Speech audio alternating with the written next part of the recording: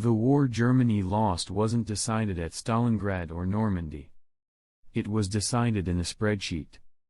Most accounts of World War II focus on the moments of visible catastrophe, the siege of Leningrad, the fall of Berlin, the turning point battles that fill documentary timelines.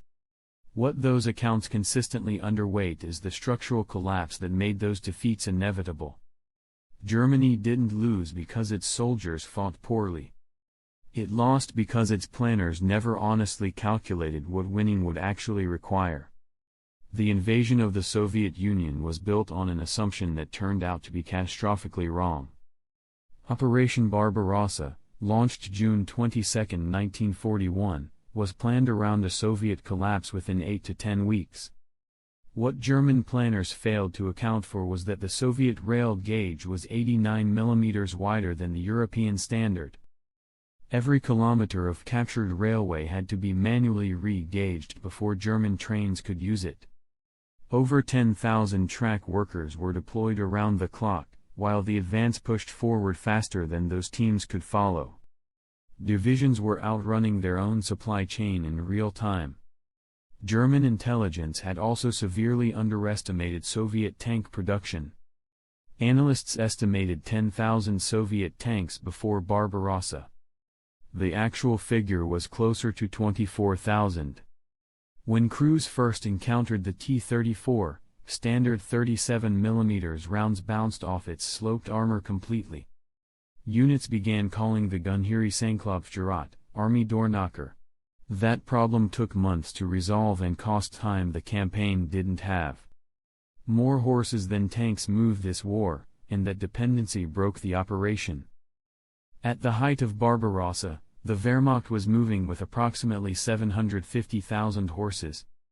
A German infantry division required roughly 50 tons of supplies per day, a significant portion of that was horse fodder.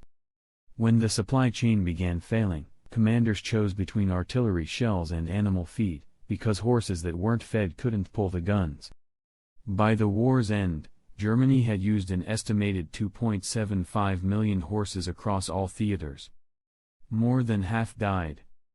The Soviets, meanwhile, had been motorizing their logistics since the late 1930s with the help of over 400,000 American Lend-Lease trucks.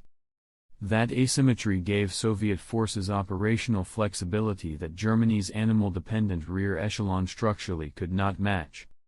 The Soviet scorched earth policy denied Germany the momentum it had counted on. As Soviet forces retreated, Stalin's directive was total denial, grain stores burned, bridges demolished, over 1,500 factories relocated east of the Urals. One of the most overlooked facts of the war, the evacuated Kharkov locomotive factory was merged with the Ural tank factory and within weeks was producing T-34s at the combined site. That facility would eventually outproduce the entire German tank industry. Every kilometer of German advance deepened the supply crisis rather than relieving it.